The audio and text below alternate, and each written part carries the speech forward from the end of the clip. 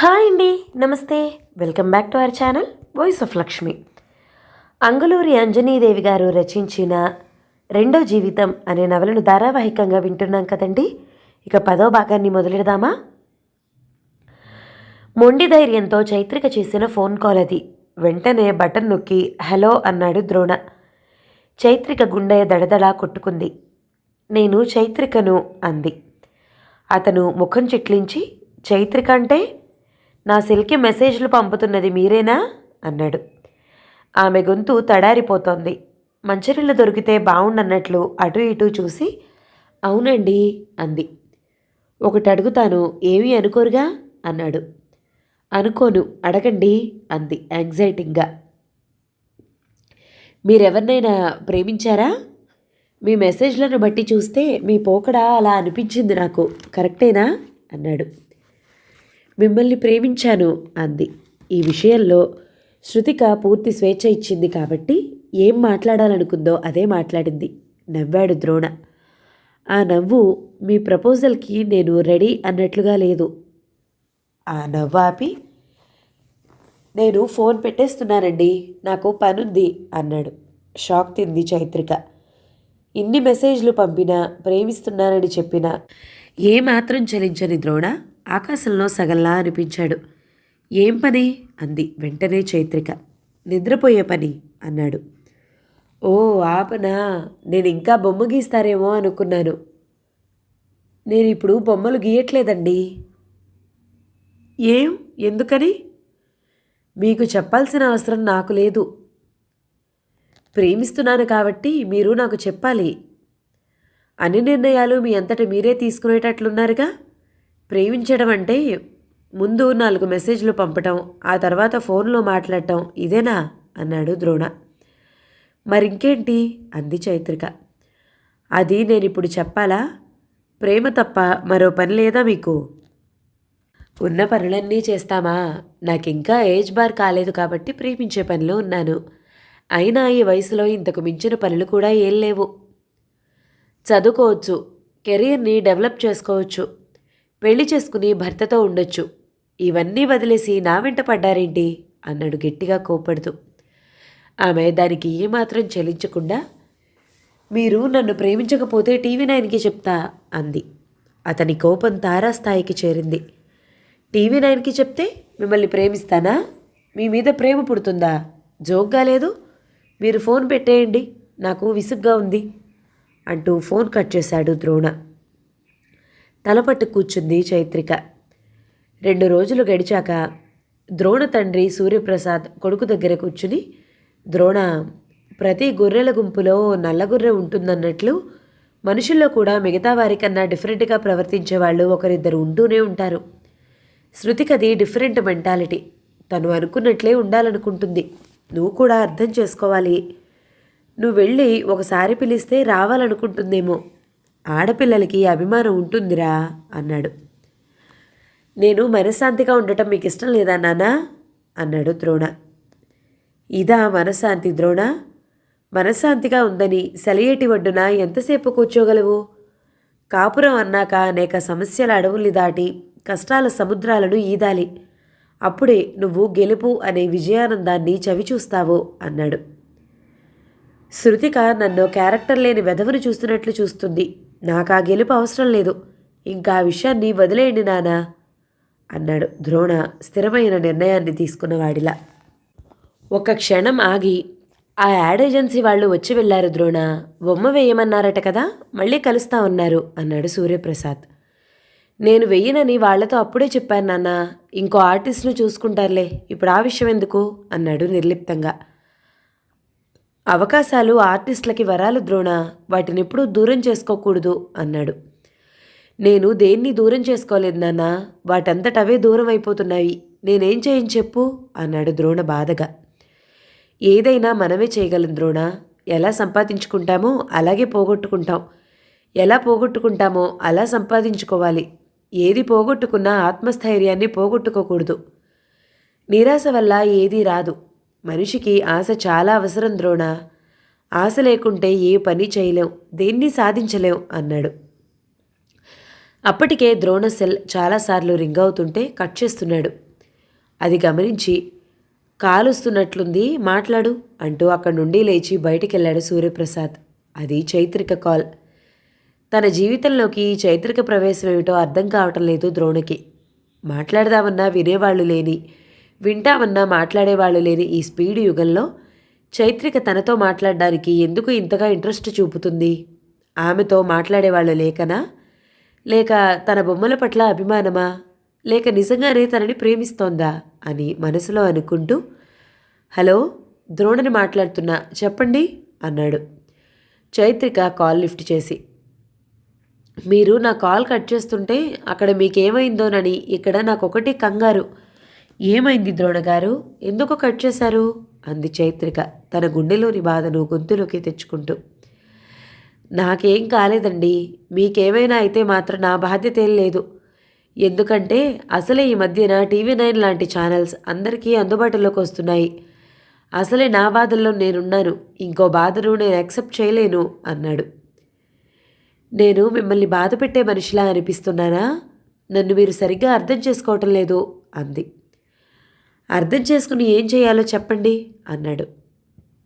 అదేమిటండి అలా అంటారు? అర్థం చేసుకోవటంలోనే కదా అంతరార్థం ఉండేది. అదే లేకుంటే ఇంకేముంది, బూడిద తప్ప అంది చైత్రిక. బూడిద అనగానే కాలిపోయిన తన బొమ్మలు గుర్తొచ్చాయి ద్రోణికి.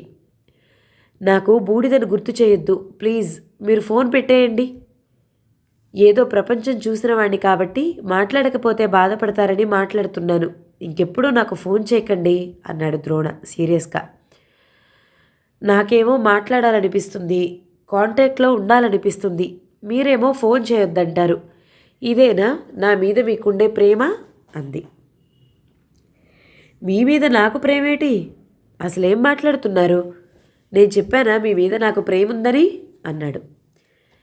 నేను చాలా అందంగా ఉంటాను తెలుసా అంది. అయితే మాత్రం ప్రేమ పుడుతుందా అన్నాడు. మరెలా పుడుతుంది? అది అనుభవిస్తే తెలుస్తుంది చైత్రిక. ఇలా చెప్తే ఆర్టిఫిషియల్గా ఉంటుంది అన్నాడు చాలా నెమ్మదిగా. ఆ అనుభవాన్ని నాకు కూడా అందివచ్చుగా, ఏం చేత కాదా అంది రెచ్చగొడుతున్నట్లు. అదిరిపడ్డాడు ద్రోణ. ఒక క్షణం ఆలోచించాడు. ఆ అమ్మాయి తన వెంట పడటం ఆగిపోవాలంటే తనేంటో చెప్పాలనుకున్నాడు. మీరేదో అనుకుంటారని అందివ్వటానికి అదేమైనా వస్తువా చైత్రిక? ప్రేమ. ప్రేమ అనేది భూమిని చీల్చుకుంటూ మొలకెత్తే మొక్కల మనసును పెకలించుకుని బయటికి రావాలి. అది కూడా ఒక్కసారే పుడుతుంది. ఒకసారి ముగిశాక మళ్ళీ దానికి పునరపి జననం ఉండదు అన్నాడు. అదేంటండి కొత్తగా మాట్లాడుతున్నారు? నాకు తెలిసిన అమ్మాయిల్లో కొంతమంది ఒక్కొక్కళ్ళు ఎన్నిసార్లు ప్రేమిస్తున్నారు, ఎన్నెన్ని గిఫ్ట్లో ఇచ్చిపుచ్చుకుంటున్నారు అంటూ ఇంకా ఏదో అనుబోయింది. ద్రోణ వెంటనే 2 చేతులు జోడించి, అయినా జోడించిన చేతులు ఫోన్లో కనిపించవు కదా అని, మీకు ఏ టైప్లో నమస్కారం పెట్టమంటే ఆ టైప్లో పెడతాను, నన్ను వదిలేయండి చైత్రిక, మీకు నాకు చాలా దూరం అన్నాడు. దగ్గరయ్యే ఛాన్సే లేదా? జాలిగా అనిపించి, మీకు నా గురించి తెలిస్తే మీరు ఇలా మాట్లాడరు అన్నాడు. తెలిస్తే కదా మాట్లాడకుండా ఉండటానికి అంది. నేనొక అమ్మాయిని ప్రేమించాను, ఇక నాతో మాట్లాడకండి అన్నాడు. అమ్మాయిల్ని ప్రేమించిన అబ్బాయిలతో వేరే అమ్మాయిలు మాట్లాడకూడదన్న రూల్ ఏమైనా ఉందా అంది. రూల్ లేదు, ఏం లేదు, మాట్లాడండి వింటాను. ఇలాంటి ఫోన్ బిల్లులు కట్టడానికి మీలాంటి వాళ్ళ బాబులు ఎన్ని ఓవర్ టైం వర్కులు చేయాలో ఏమో అన్నాడు. డౌట్లు మీకే కాదు నాకు కూడా వస్తున్నాయి. ఒక ఆర్టిస్ట్ అయ్యుండి మీరొక అమ్మాయిని ప్రేమించడం తప్పు కాదా అంది. ఇప్పుడు మీ తప్పు మీకు తెలియట్లేదా అన్నాడు వెంటనే. నా విషయం వదిలేయండి.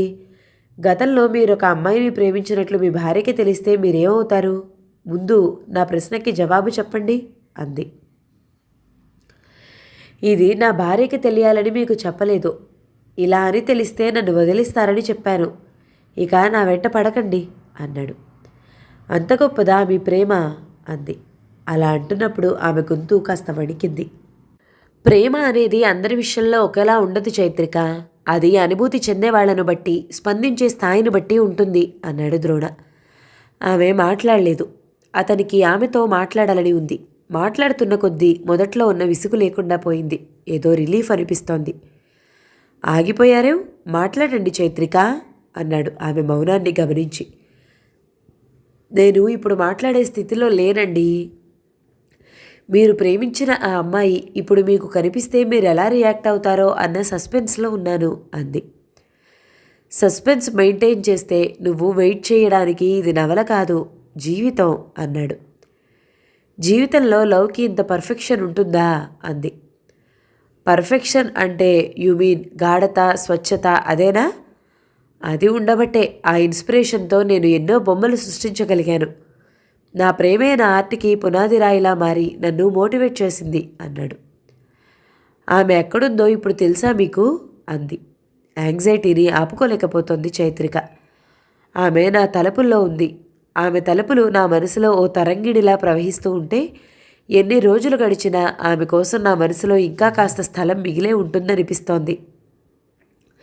మనిషి దూరంగా ఉన్న ఆ మనిషి ఇచ్చే స్ఫూర్తి ఎంత మహత్తరంగా ఉంటుందో నేను అనుభవించాను అన్నాడు. అతని మాటలు వింటూ ఉంటే అతని భావాల ముందు తను గడ్డిపరక అనుకుంది చైత్రిక. అందుకే చెప్తున్నా చైత్రిక, ప్రేమ ప్రేమ అంటూ నాకు ఫోన్లు చేయొద్దు అన్నాడు. ప్రేమొద్దు, పెళ్లి చేసుకోండి అంది. నాకు పెళ్ళయింది. అయినా ఆమె మీ దగ్గర లేదుగా.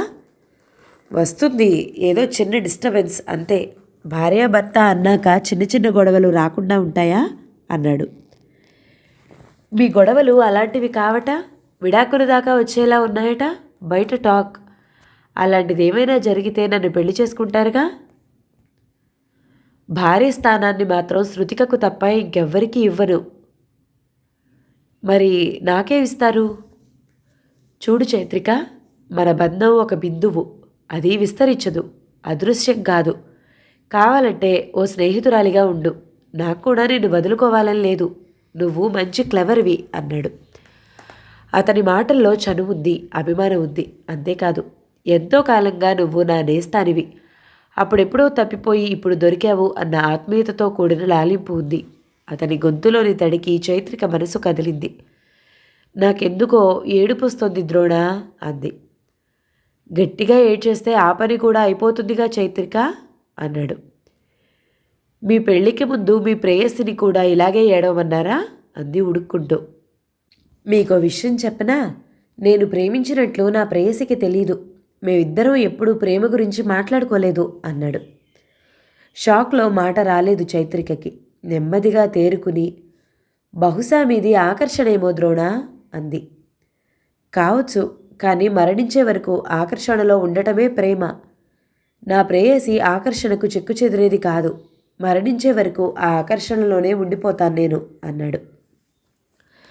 మళ్ళీ షాక్ తింది చైత్రిక. ఆ రోజు ఆముక్తకి తోడుగా వెళ్ళిన నిశిత మణిచందన్ రాకపోవటంతో అక్కడే ఉంది. మనం ఈ పెళ్ళయ్యాక ఇంటికెళ్తూ దారిలో ఆగి నిశితని తీసుకెళ్దాం వేదా. బహుశా ఈవేళ మణిచందన్ గారు రావచ్చు. నిన్ననే ఫోన్ చేసినట్లు చెప్పారు ఆముక్త అన్నాడు శ్యాంవర్ధన్. అలాగే అన్నట్లు తల ఊపింది సంవేద. మనం వచ్చే ముందు అత్తయ్యగారికి ఒంట్లో బాగుండలేదండి. ఎలా ఉంటుందో ఏమో, నేను రాకుండా ఉండాల్సింది. ఇది చాలా ముఖ్యమైన పెళ్ళి అని మీరే తీసుకొచ్చారు అంది బాధగా సంవేద. తగ్గిపోతుందిలే, నువ్వేం టెన్షన్ పెట్టుకోకు అంటూ పెళ్లిలో ఎవరో పిలిస్తే అటు వెళ్ళాడు శ్యాంవర్ధన్. కొడుకు కోడలు పెళ్లికి వెళ్ళక ముందు నుండే కడుపులో తిప్పినట్లు, కళ్ళు తిరిగినట్లు అదో రకమైన ఇబ్బందితో అవస్థపడుతోంది దేవికారాణి. ఆ బాధను పైకి చెప్పుకోవాలని ఉన్నా ఇంట్లో తను బద్ద శత్రువులా భావిస్తున్న భర్త తప్ప ఇంకెవరూ లేకపోవడంతో మౌనంగా భరిస్తోంది. బయటకొస్తే ఆయన ముఖం చూడాల్సి వస్తుందని లోపల ఊపిరాడనట్లు అనిపిస్తున్నా ఓర్చుకుంటూ అలాగే తన గదిలో కూర్చుంది. ఉండి ఉండి కడుపులో నలిపినట్లవుతోంది. వాంతి వచ్చినట్లయి గదిలో నుంచి బయటకొచ్చింది. బయటకొచ్చాక 4 అడుగులు కూడా వేయలేక వాష్ బేసిన్ దగ్గరికి వెళ్ళకముందే వాంతి చేసుకుంది. నిలబడే శక్తి లేని దానిలా చెవుల్ని చేతులతో మూసుకుంటూ కింద కూర్చుంది. గంగాధరం కంగారుగా చూస్తూ ఒక్క అడుగులో ఆమెను చేరుకోబోయాడు. దగ్గరకొస్తున్న భర్తను చూడగానే అసహ్యంగా మొహం పెట్టింది. శక్తిని కూడదీసుకుని లేవబోతూ నా దగ్గరికి రావద్దు అన్నట్లు చేత్తో సైగ చేసింది. మళ్ళీ కళ్ళు తిరిగి కింద పడింది. ఆమె నిరసన భావం అర్థమైంది గంగాధరానికి. కానీ ఆ స్థితిలో ఆమెను చూస్తూ ఉంటే జాలిగా ఉంది. వాంతి చేసుకున్న చోట వాసనగా ఉంది. ఆమె దాని పక్కనే ఆయాసపడుతూ చూస్తోంది. ఎలా ఉంది దేవి అన్నాడు ఆతృతగా ఆమెనే చూస్తూ. ఆయన వైపు ఎందుకో పనికిరాని వ్యక్తిని చూసినట్లు చూసిందే కానీ మాట్లాడలేదు. డాక్టర్ దగ్గరికి వెళ్దామా అన్నాడు. ఆమె నుండి సమాధానం లేదు. ఆమెకు వెళ్లంతా చెమట పోస్తోంది.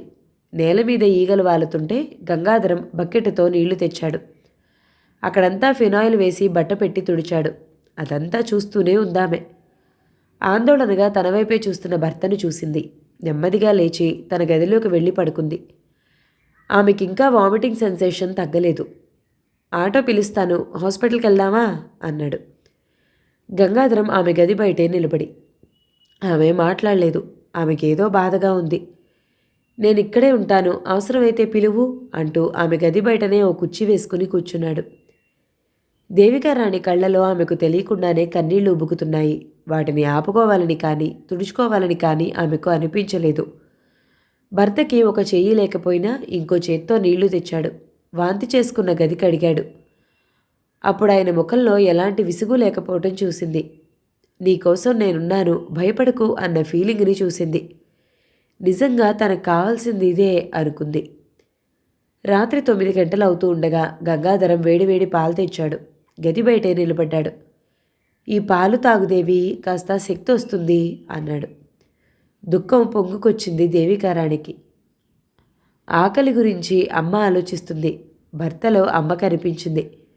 వెంటనే గ్లాస్ అందుకుని పాలు తాగింది. ఆమె ఏదో మాట్లాడాలనుకునే లోపలే కరెంటు పోయింది. చీకటంటే భార్యకి ఎంత భయమో గంగాధరానికి తెలుసు. ఆ చీకట్లోనే తడుముకుంటూ వెళ్ళి క్యాండిల్ వెలిగించి భార్య చేతికి ఇచ్చాడు. ఆమె గది లోపల నిలబడే దాన్ని అందుకుని కిటికీ పక్కన పెట్టుకుంది. పాలు తాగటంతో హాయిగా అనిపించి డోర్ పెట్టుకుని వెంటనే నిద్రపోయింది. గంగాధరం మాత్రం కొడుకు కోడలు ఎప్పుడొస్తారా అని ఎదురు చూస్తూ కుర్చీలో కూర్చున్నాడు. అంతలో దేవికారాణి గదిలో నుంచి పొగలు రావటం చూసి అదిరిపోయాడు గంగాధరం. అసలే ఆవేశపరురాలు. అతని ఉనికిని భరించలేక తనను తాను తగలబెట్టుకుంటుందేమోనని అనుమానపడ్డాడు. వెంటనే లేచి కిటికీ దగ్గరికి వెళ్ళి లోపలికి తొంగి చూశాడు. ఆమె అటు తిరిగి పడుకుని ఉంది. ఆయన అనుకున్నదేం జరగలేదక్కడ. కానీ కిటికీకి ఉన్న కర్టెన్ కొద్ది కొద్దిగా కాలుతోంది. దాని పక్కనే వెలుగుతున్న క్యాండిల్ రెపరెపలాడుతోంది. కిటికీలో నుంచి చేయి లోపలికి పెట్టి గడియ తీశాడు. మంట ఎక్కువై ఆమెను చేరుకునే లోపలే ఆయన లోపలికి ప్రవేశించాడు. ఆమెను బలంగా కదిలించి లేపాడు. ఆమె ఏదో మాట్లాడబోతూ ఉంటే, మాటలకి ఇది సమయం కాదు, నువ్వు చాలా ప్రమాదంలో ఉన్నావు అంటూ ఆమె భుజం కింద చేయి వేసి మెరుపు వేగంతో బయటికి లాక్కెళ్ళాడు. ఆయన తేలిగ్గా ఊపిరి పీల్చుకుంటూ ఉంటే అసలేం జరిగిందో అర్థమై నోట మాట రాలేదామెకు. గదివైపు చూసి వణికిపోతూ బోరున ఏడ్చింది. ఓదార్పుగా ఆమె భుజంపై చెయ్యి వేసి నిమిరి వెంటనే ఆ గదిలోకి వెళ్ళి నీళ్లు చల్లి మంటల్ని ఆర్పాడు గంగాధరం. గది నిండా నల్లటి మసితో గంగాధరం చల్లిన నీళ్లతో తడిసి అసహ్యంగా అనిపిస్తూ నివాసయోగ్యంగా లేదు. పొద్దుటి నుండి ఒంట్లో బాగుండక శరీరం శక్తిహీనమై కదల్లేకుండా ఉంది. ఎక్కువసేపు కూర్చోలేక పడుకోవాలనిపిస్తోంది ఆమెకు. లేదేవి, అలా ఎంతసేపు కూర్చుంటావు? వెళ్ళి అబ్బాయి గదిలో పడుకో అన్నాడు ఆమెనలా చూడలేక. మెల్లగా లేచింది దేవికారాణి. ఆమె కాళ్ళు నెమ్మదిగా శ్యామ్వర్ధన్ గదివైపు వెళ్ళలేదు, భర్త బెడ్ వైపు వెళ్ళాయి. మౌనంగా ఆ బెడ్పై పడుకుని కళ్ళు మూసుకుంది. ఆశ్చర్యపోయాడు గంగాధరం. మనిషి గొప్పతనం పంతాల్లో కాదు, మంచితనంలో ఉంటుంది అని భర్త చేతల్లో చూసింది దేవికారాణి. కరుణ చూపించటంలో ఖరీదు లేకపోవచ్చు, కానీ దానివల్ల వచ్చే ఫలితాలు ఆత్మతృప్తి అద్భుతం అనుకుంది. ముఖ్యంగా జీవితంలో ఏమాత్రం విలువలేని అతిశయోక్తులకి, ఆడంబరాలకి, అత్యాశకి తలవంచకూడదని గ్రహించింది. ఏ జ్ఞానమైనా చివరికి ఆత్మజ్ఞానానికి దారితీసినట్లు తన పక్కన భర్తకి కూడా పడుకోవడానికి కాస్త చోటిచ్చి నిశ్చింతగా నిద్రపోయింది. పెళ్లి చూసుకుని దారిలో ఆముక్త ఇంటికి వెళ్ళి నిశితని తీసుకుని వచ్చారు సంవేద, శ్యామ్వర్ధన్. ఇంట్లోకి రాగానే షాకింగ్గా చూస్తూ, అత్తయ్య ఏంటి మావయ్య మీ పక్కన పడుకుంది అని పైకే అంటూ అత్తయ్య గది చూసి మళ్ళీ షాక్ అయింది సంవేద. అలికిడికి నిద్రలేచిన గంగాధరం జరిగింది మొత్తం కోడలితో చెప్పాడు. నిశిత కూడా అక్కడే ఉంది. ఆయన మాటలు వింటూ ఆయన చెయ్యి వైపు చూసింది. కంగారు పెడుతూ వెళ్ళి బర్ణాలు తెచ్చింది.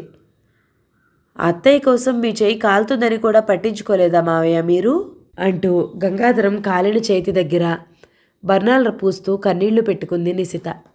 కీడులో మేలు అన్నట్లుగా అంతా బాగానే ఉంది. అత్తయ్య మావయ్య కలిసిపోయారు. కానీ రేపటి నుండి తను ఒక్కటే ఒంటరిగా ఎలా పడుకోవాలి? బావను ఎలా తప్పించుకోవాలి? ఇదే ఆలోచన చేస్తోంది నిశిత. 2 రోజులు గడిచాక స్కూల్ పిల్లలు ఇంటికెళుతూ బస్ కోసం పరిగెత్తుతూ ఉంటే బాల్కనీలో నిలబడి తదేకంగా చూస్తోంది నిశిత. చూసి ఇక లోపలికి వెళ్దామని తిరిగి చూస్తే ఆమె స్టిక్ లేదక్కడ. కంగారు పడింది. స్టిక్ లేకుంటే ఒక్క అడుగు కూడా ముందుకు వేయలేదు. ఆమెనే చూస్తూ శ్యామ్వర్ధన్ ఆమె పక్కనే ఓ అడుగు దూరంలో నిలబడి ఉన్నాడు. షాక్ తిన్నట్లు చూసింది నిశిత. ఇతనెప్పుడొచ్చాడు? ఇప్పుడే వచ్చాను నిసి. నువ్వు చూస్తున్న ప్రతిదీ నాకు చూడాలనిపిస్తుంది. ఆ విషయం నీకు తెలుసు. అందుకే నీతో పాటు నేను నిలబడి అటే చూస్తున్నాను అన్నాడు. అతను తన పట్ల ఎంత ఇంట్రెస్ట్ చూపుతున్నాడో, ఎంత దాహంగా ఉన్నాడో ఆమెకి అర్థమవుతోంది. నిసి అంటూ లోపల నుండి సంవేద కేకేసింది. అమ్మో, అక్కయ్య పిలుస్తోంది, ఎలా వెళ్ళాలి అనుకుంటూ నడవలేక వంటికాలిపై నిలబడింది. ఈ యాంగిల్లో చూడముచ్చటగా ఉన్నావు నిసి. నీ స్టిక్ని నేనే దాచాను. కొద్దిసేపు నన్నే నీ స్టిక్గా చేసుకుని నడువు అన్నాడు ఆమెకి దగ్గరగా జరిగి. అతని ప్రవర్తన ఆమెకి నరకంగా ఉంది. నా స్టిక్ నాకు ఇవ్వండి బావా అంది, అంతకన్నా ఇంకేం అనలేక. నేనివ్వను, నన్ను పట్టుకుని నడువు అన్నాడు ఇంకా దగ్గరవుతూ. ఎలా సాధ్యం బావా అంది తనలో తనే నిస్సహాయంగా నలుగుతూ. అతన్ని అక్క తప్ప ఇంకెవరూ పట్టుకోకూడదన్న అభిప్రాయం ఆమె కళ్ళలోకి నీళ్లు తెప్పించాయి. ఆమెనంత దగ్గరగా చూసి మైమరిచిపోతూ చనువుగా ఆమె చెయ్యి పట్టుకుని లాగాడు. ఇదిగో ఇలా పట్టుకో అంటూ ఆమె చెయ్యిని తన నడుం చుట్టూ వేసుకున్నాడు. గాలి లేని ట్యూబ్లా ఆమె చెయ్యి బిగుసుకోలేదు. వెంటనే అతని చెయ్యి ఆమె నడుం చుట్టూ చేరి బిగుసుకుంది. నడిపిస్తాను అన్నాడు. పంటి బిగువున పెదవుల్ని బిగబట్టి ఏడుపుని ఆపుకుంది నిశిత. కానీ మనసులో మహారణ్యాలు తగలబడుతున్నాయి. ఇక ఆగలేమంటూ వెచ్చని కన్నీరు జలజలా రాలి కింద పడింది. అప్పుడే అది గమనించాడు గంగాధరం. గబగబా వెళ్ళి కొడుకు దాచిన స్టిక్ తెచ్చాడు. నిశితకి ఇవ్వబోతూ ఉండగా, ఎంతసేపు పిలవాలి నిన్ను, ఏం చేస్తున్నావు అక్కడ అంటూ బయటకొచ్చి అక్కడి దృశ్యాన్ని చూసింది. అయ్యో, నిశితకి ఏమైందండి, మీరు నడిపిస్తున్నారు అంది ఆందోళనగా. ఏం లేదు వేద, తన స్టిక్ ఎక్కడో పడిపోయింది, కనిపించలేదు, నేను నడిపిస్తున్నాను. ఈ లోపల మా నాన్నిదిగో ఇప్పుడే స్టిక్ తెచ్చాడు అంటూ నిశితను వదిలి అక్కడి నుండి శ్యామ్వర్ధన్ వెళ్ళిపోతూ ఉంటే కొడుకునే చూశాడు గంగాధరం. ఓరి త్రాష్టుడా, నా కళ్ళతో నేను చూస్తూనే ఉన్నాను కదరా, నువ్వేం చేస్తున్నావో. నీ గురించి కోడలతో చెప్పలేను, నిన్ను 4 తన్ననూ లేదు. భూదేవి లాంటి సహనంతో ఉన్న ఈ నిశితను చూస్తూ తట్టుకోనూ లేను. ఇక్కడికొచ్చి పడుతున్న ఈ బాధ కన్నా ఆ రౌడీల చేతుల్లో చచ్చిపోయున్నా బాగుండేది అని మనసులోనే అనుకున్నాడు. మీలాగే మీ అబ్బాయిది కూడా చాలా మంచి మనసు మావయ్య. మీ ఇంటికి కోడలిగా రావటం నా అదృష్టం అంటూ పొంగిపోతూ నిశితని లోపలికి తీసుకువెళ్ళింది సంవేద. ఏమిటో, నిజం తెలియనంత వరకు శవం పక్కనైనా నిశ్చింతగా పడుకోవచ్చు అనటం ఇదే కాబోలు అనుకున్నాడు గంగాధరం. రోజులు గడుస్తున్నాయి. శృతిక పుట్టింటి నుండి రాకపోవడంతో సూర్యప్రసాద్ భార్య మీద కోప్పడ్డాడు. అన్న కూతుర్ని తెచ్చి పెళ్లి చేసి నా కొడుకు జీవితాన్ని చిందరవందర చేశావో అన్నాడు. అగ్నిపర్వతం బద్దలైనట్టు వాళ్ల మధ్యన వాగ్యుద్ధం మొదలైంది. నేనే వెళ్ళి మా అన్నయ్యతో చెప్తా ఉండండి. ఇంత వయసు వచ్చినా నేనంటే మీకు లెక్క లేకుండా ఉంది. అప్పుడేదో ద్రోణ చిన్నవాడని మీరేమన్నా సహించాను. వాడి మనసు బాధపడుతుందని మీ దగ్గరే ఉన్నాను. ఇప్పుడు కూడా మీరు నన్నే తప్పుపడుతున్నారు. ఇంకొక క్షణం కూడా ఉండను అంది. వెళ్ళు, మీ అన్నయ్య నీకు ఎన్ని రోజులు పెడతాడో చూస్తాను అన్నాడు. అలాంటి ఆలోచనలేం పెట్టుకోకండి, మీరలా అంటారని ఎప్పుడు రావాలో నిర్ణయించుకునే వెళ్తున్నాను అంటూ బట్టలు సర్దుకుని నిజంగానే పుట్టింటికి వెళ్ళింది విమలమ్మ. సూర్యప్రసాద్ షాక్ తిన్నాడు. 2 రోజులు గడిచాక విమలమ్మ సుభద్రతో కలిసి వంటగదిలో ఉంది. వాళ్ళిద్దరూ ఏ వంట చేయాలో, ఏది ఎంత మోతాదులో వేస్తే ఆ వంటకు రుచి వస్తుందో మాట్లాడుకుంటూ వంట చేస్తున్నారు. శృతికకు ఆ కబుర్లు అంతగా రుచించక ఎదురింట్లో ఉండే తన ఫ్రెండ్ సుమ దగ్గరికి వెళ్ళింది. సుమ కాలేజీకి వెళ్ళలేదు. శృతికను చూడగానే ఎమోషన్ ఆపుకోలేకపోయింది సుమ. గడగడా మాట్లాడుతూ కూర్చుంది. హాస్టల్లో ఉండకుండా బయట రూమ్ తీసుకుని ఉంటున్న తన ఫ్రెండ్ లవ్ స్టోరీని ఎక్కడా మిస్ కాకుండా చెప్పింది సుమ. శృతిక న్యూస్ రీల్ చూస్తున్నట్లు ఉత్కంఠతో విన్నది. అంతా విన్న తర్వాత ఇంకో కోణంలో ఆలోచించడం మొదలుపెట్టింది శృతిక. పైకి ఎంతో మంచిగా కనిపిస్తూ ఇలా కూడా చేస్తారా? వాళ్ళ మనసు ఎలా ఈడిస్తే అలా వెళ్తున్నారే కానీ తల్లిదండ్రుల గురించి కొంచెం కూడా ఆలోచించరా? వెంటనే ద్రోణ గుర్తొచ్చాడు. ద్రోణ కూడా అంతేగా, భార్యనైన తన గురించి ఎప్పుడు ఆలోచిస్తున్నాడు. మనసు ఎలా లాగితే అలా వెళ్తూ ఉంటాడు. అంతరాత్మ ఎలా చెప్తే అలా వింటూ ఉంటాడు. అదే సులభం ఇలాంటి వాళ్ళకి. ఎదుటి వాళ్ళని అర్థం చేసుకుంటూ వాళ్ళకి అనుగుణంగా బ్రతకాలంటే కష్టంగా భావిస్తారు. ఇప్పుడు ఏం చేస్తుంటాడో ద్రోణ? ఇంకేం చేస్తాడు? ఈ కార్తీక మాసపు వెన్నెల్లో ఓ అభిమానురాలని కారులో ఎక్కించుకుని ఊరి చివరి దాకా ప్రయాణం చేస్తాడు. డ్రైవ్ చేస్తూనే ఆమెను తన వడిలో పడుకోబెట్టుకుని ఆమెని చూస్తూ గడుపుతాడు. ఇంకా చూడాలనిపిస్తే అతను కారులో కూర్చుని ఆమెను కారు ముందు నిలబెట్టుకుని ఆర్ట్ లుక్తో చూస్తాడు.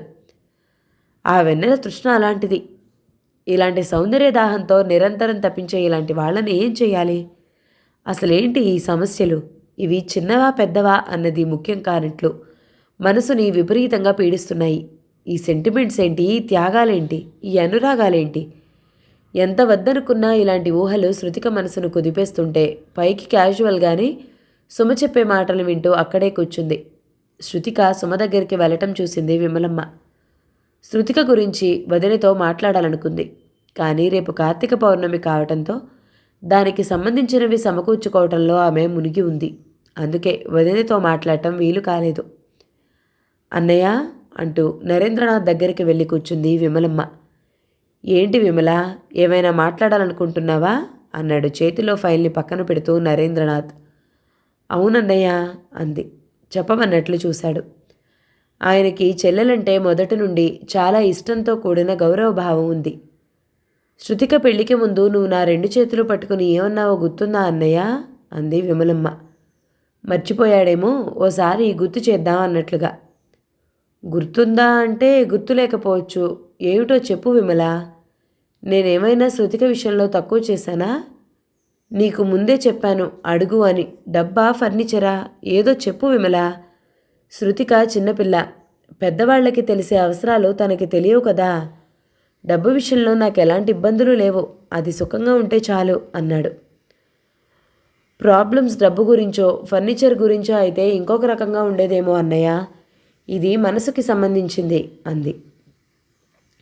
అంటే అన్నాడు అర్థం కాక. అంటే ఏముందన్నయ్య, శృతికది దూకుడు స్వభావం విమల. అది నీ ఇంటి కోడలైతే దాని తప్పుల్ని మన్నించి దాన్ని జాగ్రత్తగా చూసుకుంటావు. నా మాట కాదనకుండా దాన్ని ద్రోణకి చేసుకో అని నువ్వు అడిగినప్పుడు స్వభావాలదేముందిలే, అవి మనల్ని దాటిపోతాయా అనుకున్నాను. కానీ శృతిక ద్రోణని అడుగడుగునా చీప్గా తీసేస్తుంది. మాటకి ముందు నాకు మా నాన్నున్నాడు అంటూ మీ దగ్గరికి వస్తుంది. ఇక ఇంతేనా అన్నయ్య? ఎన్ని రోజులు ఇలా అంది. నాకదంతా ఏం తెలియదు విమల. శృతికనే ఒకరోజు ద్రోణ ఎప్పుడు చూసినా ఆర్ట్ ఎగ్జిబిషన్లు ఉన్నాయంటూ రాష్ట్రవ్యాప్తంగా తిరుగుతూ ఉంటాడు నాన్న. నాకు ఇంట్లో బోర్గా ఉంటుంది, అందుకే ఇక్కడికి వచ్చాను అంది. నేను సరే ఉండమ్మా అన్నాను అన్నాడు అసలు విషయం తెలియక. ఇప్పుడు తెలిసిన ఇంటికొచ్చిన కూతుర్ని ఎలా వద్దనగలడు అన్న నిస్సహాయత కూడా ఆయన ముఖంలో కనిపిస్తోంది. బొమ్మల్ని తగలబెట్టొచ్చిందన్నయ్య అని చెప్దామని పర్యవసానం ఊహించి ఆగిపోయింది. ఆయన ఎంత శాంతంగా ఉంటాడో అంత కోపంగా ఉంటాడు. మాట్లాడు విమల అన్నాడు ఆమె మౌనం తట్టుకోలేనట్లు. ఈ విషయంలో ఆయన నన్ను బాగా కోప్పడుతున్నారన్నయ్య. తన కొడుకు జీవితాన్ని నేను నాశనం చేశానంటున్నారు. నన్ను కూడా వెళ్ళి నీ దగ్గరే ఉండమంటున్నాడు అంది. రోషం పెళ్ళుబికినట్లు ఒక క్షణం బిగుసుకుపోయి చూశాడు. అంత మాట అన్నాడా? ఏం, నిన్ను నేను పోషించుకోలేనా? నా చెల్లెలు నాకెక్కువ కాదని చెప్పు. ఇక్కడే ఉండు, వెళ్ళకు.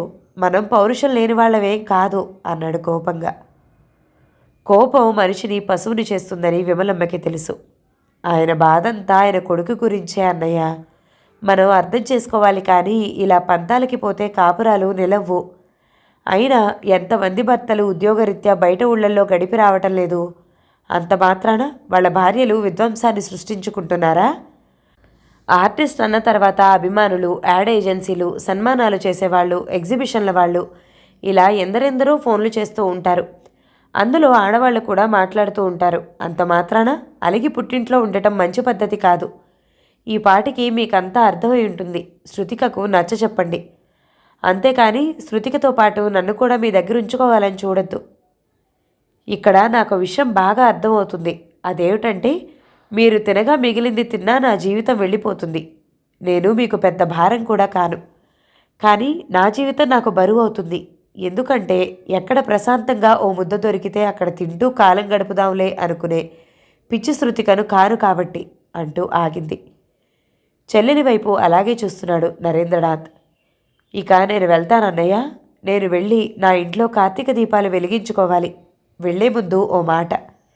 పిల్లల తప్పుల్ని పెద్దవాళ్ళు సవరించాలి, సపోర్టు చేయకూడదు అంటూ ఆమె లేచి వెళ్తుంటే ఆపలేకపోయాడు. వాళ్ళు మాట్లాడుకుంటున్న ప్రతి మాట పక్క నుండి వింటున్న సుభద్రకి తన కూతురు ఏం కోల్పోతుందో అర్థమై మనసు కలుక్కుమంది. 10వ భాగం సమాప్తం. మిగతా కథని తర్వాతి భాగంలో విందామండి.